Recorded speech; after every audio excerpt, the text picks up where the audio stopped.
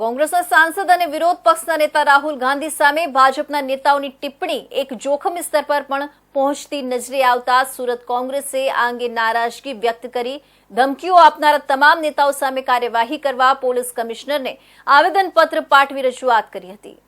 ભાજપના નેતાઓ દ્વારા કોંગ્રેસના પૂર્વ રાષ્ટ્રીય અધ્યક્ષ અને વર્તમાન નેતા રાહુલ ગાંધી વિરુદ્ધ આપત્તિજનક નિવેદન અને તેમની હત્યા કરવા જેવા ખૂબ જ ગંભીર નિવેદનો દેશના અલગ અલગ સ્થળ અને જાહેર મંચ પરથી ઉચ્ચારવામાં આવ્યા હતા, જેના વિરોધમાં આજરોજ સુરત શહેર જિલ્લા કોંગ્રેસ સમિતિ દ્વારા સુરત પોલીસ કમિશનરને આવેદનપત્ર આપીને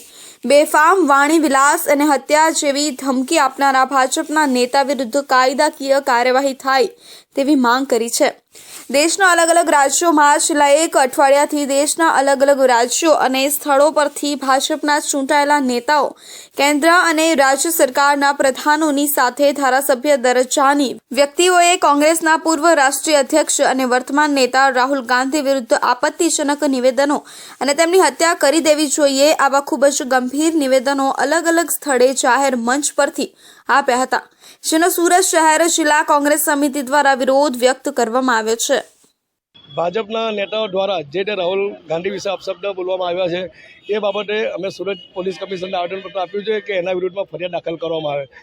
અમુક ભાજપના નેતા એવું કહે છે કે રાહુલજી સુધર જાઓ વરના જો હાલત इंदिरा गांधी की हुई थी वो हालत तुम्हारी होगी। સિંધે ગુટના મહારાષ્ટ્રના ધારાસભ્ય એમ કહેતા હોય કે રાહુલ ગાંધી જીપ કાપીને લાવે તેને 11 લાખ રૂપિયા આપવામાં આવશે।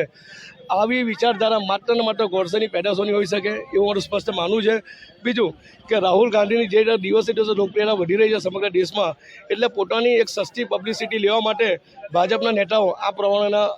પ્રચાર કરી રહ્યા છે। એની વિરુદ્ધમાં આજે અમે ફરિયાદ દાખલ કરવા માટે કમિશનરને આવેદનપત્ર આપ્યું છે અને જો પોલીસ દ્વારા ફરિયાદ દાખલ કરવામાં ન આવશે તો અમે કોર્ટમાં જઈને પણ આ લોકો વિરુદ્ધ ફરિયાદ દાખલ કરાવડાવશું। આ સમગ્ર મામલે પોલીસ કમિશનરને જિલ્લા આવેદનપત્ર પાઠવી તાકીદે વાણી વિલાસ અને હત્યા જેવી ધમકી આપનારા ભાજપના નેતાઓ વિરુદ્ધ કાયદાકીય કાર્યવાહી થાય તેવી માંગ કરાઈ હતી, જેમાં જાહેરમાં કોંગ્રેસ નેતા રાહુલ ગાંધી વિરુદ્ધ અભદ્ર ભાષાનો પ્રયોગ કરનારા અને તેમને મારી નાખવાની ધમકી આપનારા નેતાઓ સામે કાર્યવાહી થાય તેવી માંગ કરી છે।